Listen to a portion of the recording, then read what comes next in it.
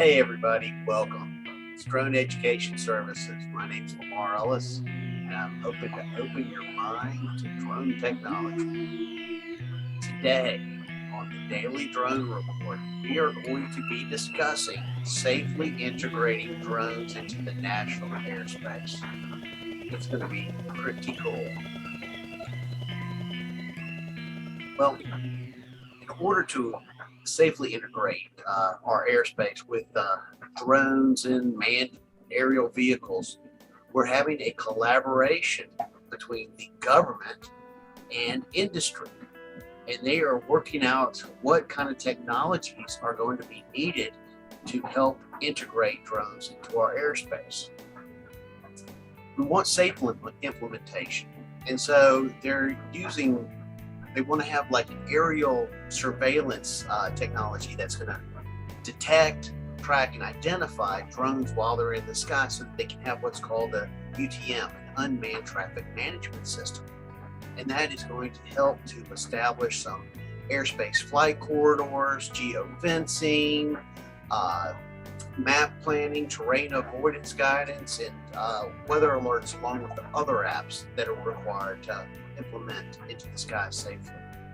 So it's really interesting to see the collaboration between government and regular industry involved in this. Today, on 500 Flights and Counting, we are going to be playing footsie. That's episode 5. So, 500 Flights and Counting, I kind of reached the point of, can you do it or are you not going to do it? I had so many commitments away from what was going on at the site that I never got to see the foundation dug. I never got to see the rebar placed. And so it was giving me that, can I complete this project? I also had that realization that I had not properly prepared to handle such a big project. So how far was I going to go on this? I mean, all of these thoughts started to race through my head. But once I got the drone into the sky, my attitude got better.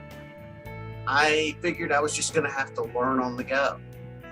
I needed to lose all the preconceived ideas on how it should go and just kind of let the pieces fall into place and learn as it went along.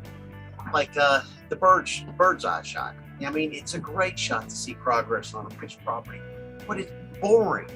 You're getting it into the same spot and filming it, but over time you develop something great by using that shot over and over again.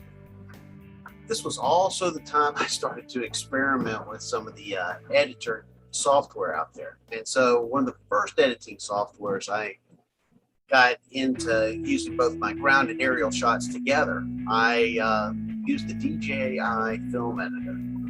Now the DJI film editor is on my DJI app to fly my Mavic Pro, and so it made it so convenient. But what I had to do was allow DJI to have access to my cloud photos so that I could edit them together with the aerial shots.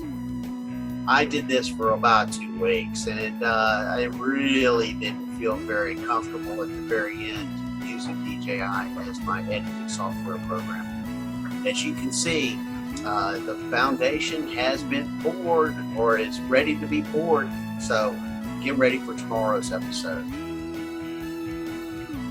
Welcome to Flight Time. What is Flight Time? Flight Time is covering that event that I was part of for the Atlanta chapter of AUVSI at the Steady Hand Beer Company. We had 12 exhibitors flying and demonstrating their drones in the environment of Steady Hand. And so this is my time once a week to go over what actually happened.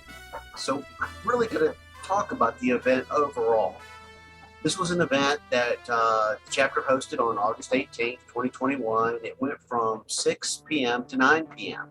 And it was during Exponential, which is the big international conference for AUVSI, and it was here in Atlanta. I secured the site for the Steady Hand Beer Company. And so we were asking for exhibitors who would like to be able to fly during the event. And we really were lucky to get a few great flyers for the event. Why Steady Hand? Well, because the parking lot can be secured. And we figured we didn't really know how much time to give exhibitors. We thought we'd give them 10 minutes of time in the air. Their speakers could have 10 minutes of time talking about the drone while the pilot was flying around. We also offered music, food, and 2 free beers for the attendees of the event. We actually had 350 attendees. So here were some of the groups that we had show up. We had Blue Vigil, which was operating their RS-1000 drone-powered tether system. Pilot was Todd Stay, and the presenter was Rob Schumann. We had BFD Systems, Free Fly. We had pilot Evan Pennick, and the presenter was Maxwell Tubman, and they flew an Alta X. Then we had Alt America's Unique, and we had the pilot was Josh O'Leary, and the presenter was Adam Mann, and they flew the Unique H520E RTK. Then we had Hextronics. That was the pilot was Todd Larry, the presenter was Curtis Larry, and they were demonstrating the Hextronics global battery changing system, which was really neat. Then we had Phase 1 and Air Supply combined, where we had our pilot Nick O'Neilio and presenter Wyatt Robbins flying a DJI M300 to show what Phase 1 geospatial could photograph from the sky. Then we had Skydio with our pilot John Fernandez and presenter Jack Dunn. They were flying the Skydio 2, and they were digitally mapping a car in the parking lot. Pretty cool stuff. Next, we had Inspired Flight. Our pilot was Mark Stolmeyer. Our presenter was Adam Films, and they flew the IF 1200 Hexacopter. Next, we had Rotor X, which were our Georgia Tech graduate students. Our pilot was Steve Haviland, and our presenter was Jeremy Epps, and they were using a custom-built Hexarotor, one that was a prototype for their heavy lift copter that they were trying to bring in. Then we had Lockheed Martin, Proceris Technologies, with our pilot James Bangerter and our presenter Jeff Gardner, and they flew the Indigo. Then we had Autel. Our pilot was Gary DeLuca. Presenter was John McBride.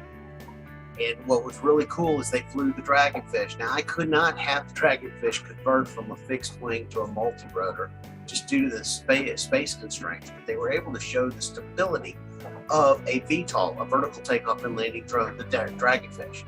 Amazing the stability it has. Finally, we had the Brink pilot. We had a SWAT team leader, James Cunningham, presenting, and they were doing the Brink Lieber. Then, as our Group 11, that was Blue Vigil. They brought their tethered drone down. They filmed the whole event for the tethered drone. It was so cool. Then we did the indoor events where we had flyability with our pilot, Peter Stockmeyer, flying the Helios 2 around the big vats of some containers making some of the best beer in Atlanta. Finally, we closed the show with Brink, back again with James Cunningham as the presenter and Angad Singh as the presenting what was going on. And they were using the Brink Lima. Overall, it was a successful event.